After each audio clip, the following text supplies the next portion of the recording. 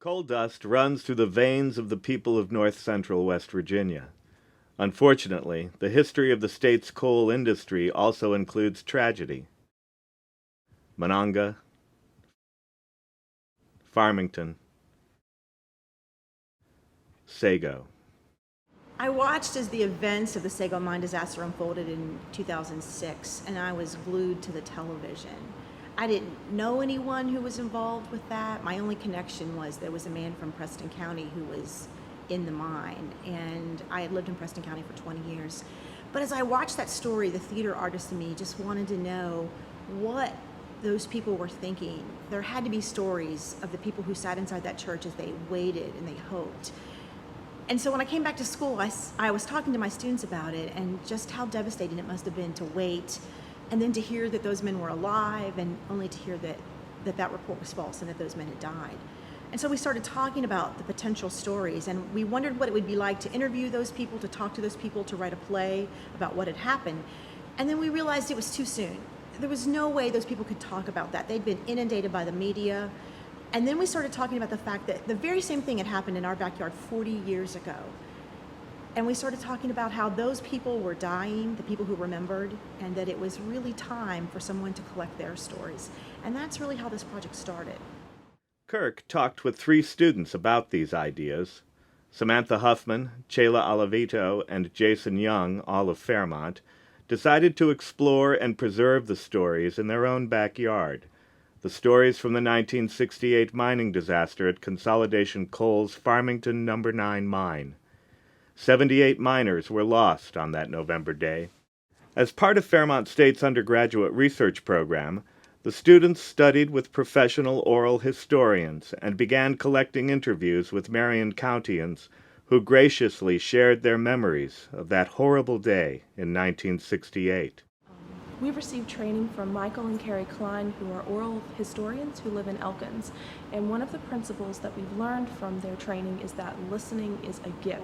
Not only when you listen to them, you receive their gift, but just by being there and listening to the story, you're giving them a gift by giving them your full attention. I feel very fortunate to talk with all these participants, especially I interviewed Russell Bonasso and before he passed away in July. Samantha, Celi, and Jason also studied museum theater with the Kentucky Historical Society.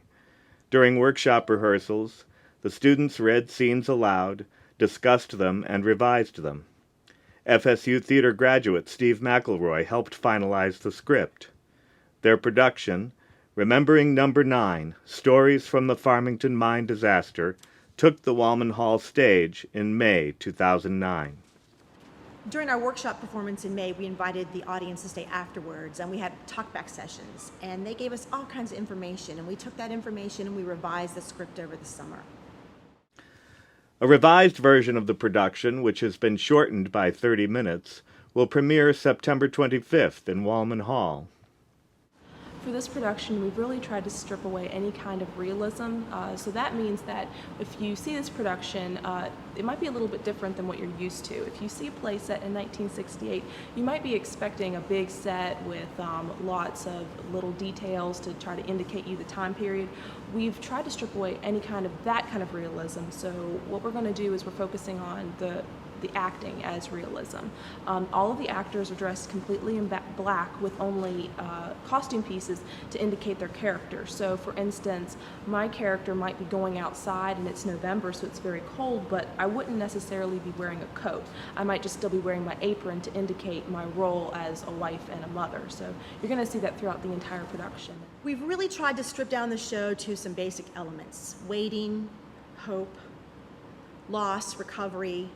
We want our audience to be able to empathize with these people regardless of the time or the place.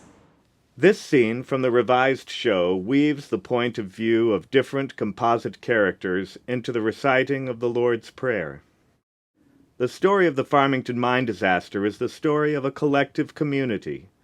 Remembering No. 9 preserves those collective memories. Those who were lost are not forgotten. At the end of the show, the cast says all 78 names aloud. This has just been the most rewarding project I've ever worked on. And as you might imagine, a project of this magnitude just wouldn't be possible without the help of all kinds of people. Obviously, my students, Jason and Celi and Samantha, were just amazing. But also my colleagues, John O'Connor and Linda O'Connor are in the show. Colleagues from other parts of the university, Matt Scanlon from chemistry and Jim Matthews from English language arts, are in the show and have worked on the show for the last 2 semesters. And then, of course, our designers and our student designers, Troy Snyder, who is our technical director, and of course, Michael and Carrie Klein, as well as some people who helped us from Kentucky, Greg Hardison and Donna Eisen.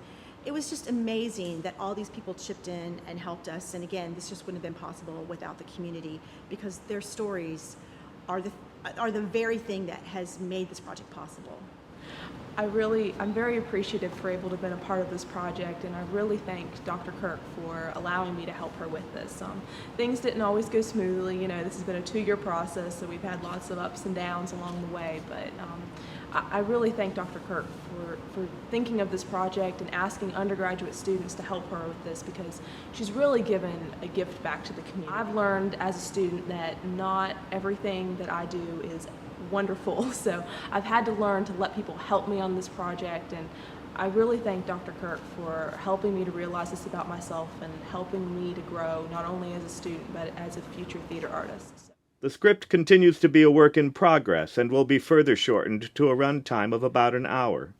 Remembering Number 9, Stories from the Farmington Mine Disaster, will be presented at an upcoming National Theater Festival and will eventually tour the state's public schools, further spreading the stories.